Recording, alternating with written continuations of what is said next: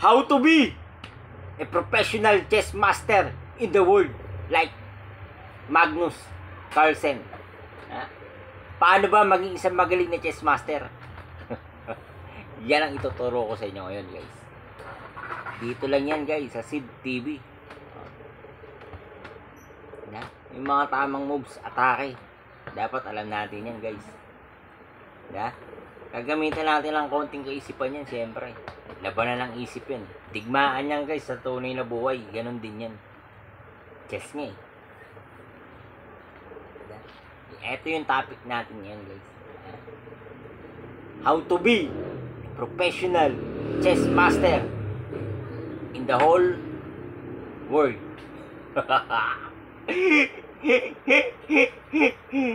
Yeah. Alam mo yung pangalan ng bagyo? Open. Ayan. Sumisipat si Opel. Siyempre, sa paglaro ng chess, guys, dapat isipin nyo rin dyan.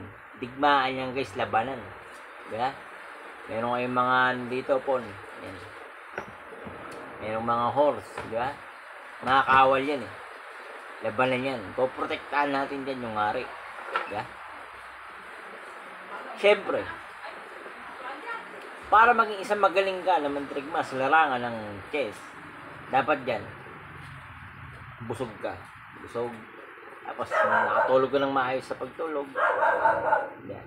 Ibig sabihin, nakakondisyon ka. Relax ka. Pagka lalabang ka ng tournament. Dapat nasa tamang kaisipan ka. Kasi mauubos yung isip mo dyan, mapupudpud dyan. Malapit ang labanan dyan, mabilisan yun, guys eh. Durugan niyang isip yun. Diba? Ito yung topic natin dyan, guys. Ano yung paraan para maging isa kang magaling na chess player? Diba?